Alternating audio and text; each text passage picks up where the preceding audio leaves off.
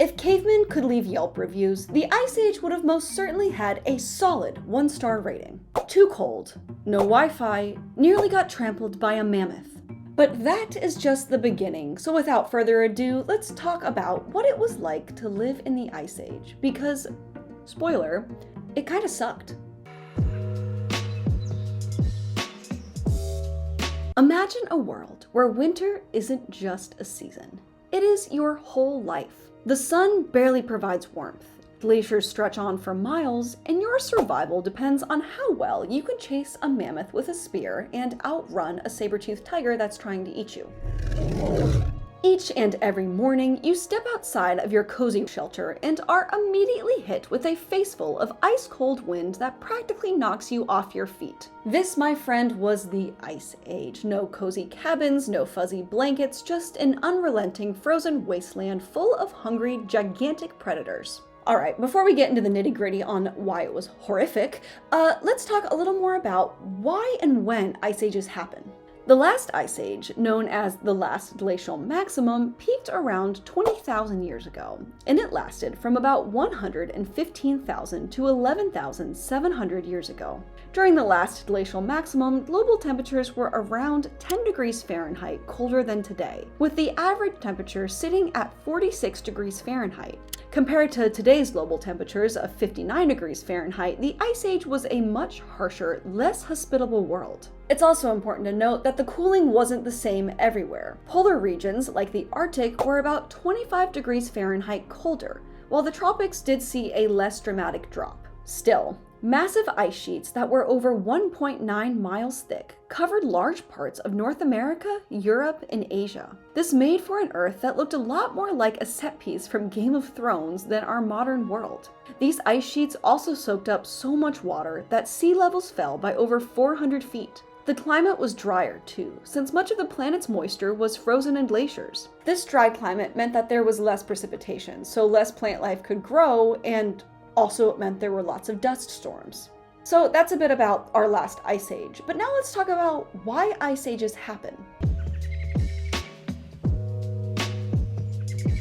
In simplified terms, Ice Ages happen because of a combination of Earth's orbit changing, greenhouse gases, and ocean currents. Milankovitch cycles, which are changes in Earth's tilt, orbit, and wobble, sometimes align in a way that cools the planet by reducing the amount of sunlight that certain regions get. On top of that, lower carbon dioxide levels in the atmosphere weaken the greenhouse effect, letting more heat escape into space. Atmospheric carbon dioxide levels are lower because colder oceans are able to absorb more of it. Finally, ice and snow reflect sunlight, keeping things even colder, while shifting ocean currents can prevent warm water from reaching the poles. Over thousands of years, these factors combine and compound to plunge the planet into a deep freeze. Now, these cycles are pretty much ongoing, and right now we are in a warmer phase of it. But when the last Ice Age was going full force, life on Earth had to adapt, or go extinct. Now, if you were a human 20,000 years ago, your to-do list was pretty simple. Don't freeze to death, don't get eaten by a saber-tooth, and find food before you became food. Early humans, mainly us, Homo sapiens, and also Neanderthals, adapted to do this all in some pretty clever ways. They wore layered animal hides, stitched together with bone needles, sometimes even lined with fur for insulation. They built sturdy huts from mammoth bones and covered them with animal skins to trap heat. Fire was absolutely essential, not only to provide warmth, but also to keep predators away and make food easier to digest. Their diet was meat-heavy, relying on large Ice Age animals like mammoths, bison, and reindeer.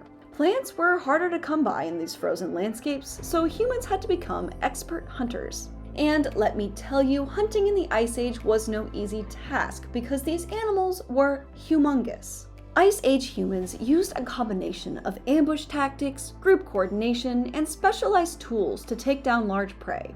Some evidence even suggests that groups would drive animals into natural traps like bogs or over cliffs to increase their chances of success. And when I say large prey, I mean we are talking ginormous mammoths and humongous ground sloths. And while these animals weren't as big as the dinosaurs, they were still pretty darn massive.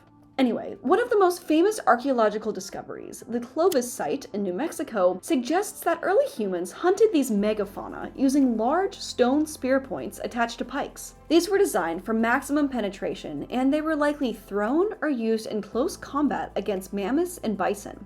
We also think that humans would very often plant spears into the ground for the animals to impale themselves on. This was really clever because it allowed us to use the weight of the animal itself rather than our own strength to hunt. And let's be honest, when it comes to what is going to get a spear deepest into an animal, a 6-foot-tall dude throwing it, or a ginormous mammoth stepping on it, I'm gonna go with the mammoth on this one. Now, while humans were very skilled hunters, we were also prey to a lot of things. So now let's talk about the other ginormous, terrifying animals that roamed the earth and could eat us during the Ice Age. If you thought lions, tigers, and bears, oh my, were scared today, Ice Age megafauna would have made you reconsider stepping outside. Ever.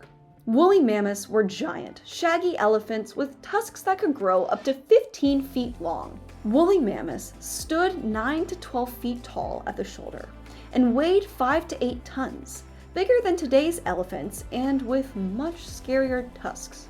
Then we had giant ground sloths, which, if you ask me, should be illegal. These animals grew up to 20 feet long and weighed over 8,000 pounds, making them one of the largest land mammals of their time. I feel like no sloth should be that big. Saber-toothed cats were basically lions with daggers for teeth. Dire wolves were real, and they were huge, about 25% larger than modern wolves, and they hunted in packs. We had cave hyenas too, massive social predators that competed with humans for food and shelter, and sometimes even scavenged human remains. Ew. Short-faced bears towered at 12 feet tall and were some of the largest land predators of the Ice Age. They could easily overpower a human. Early humans had to constantly stay on guard, using fire, weapons, and group strategies to fend off these predators. Surviving the Ice Age wasn't just about finding food, it was about not becoming food either. So now we are met with the question of, would us modern humans survive in the Ice Age today? Well, probably not. Let's be honest. Without modern heating, insulated boots, and even DoorDash, living in the Ice Age was brutal.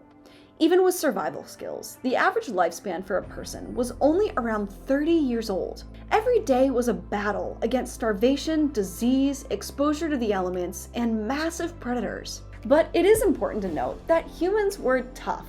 They adapted, they innovated, and they survived. Eventually, as the Ice Age ended and the world warmed up, these humans transitioned from hunter-gatherers to farmers, paving the way for modern civilization. So who knows, maybe we'd adapt and find our way. We already have once before. So next time you're feeling hungry and have to go get dinner, just remember, at least you don't have to fight a saber-toothed cat on your way over to the grocery store. If you like this video, be sure to also check out my video on why you don't want to live on Pangaea, the supercontinent of the dinosaurs, because it was kind of awful. You can go ahead and click that video right here. Thank you so much for watching, and I will see you in the next one.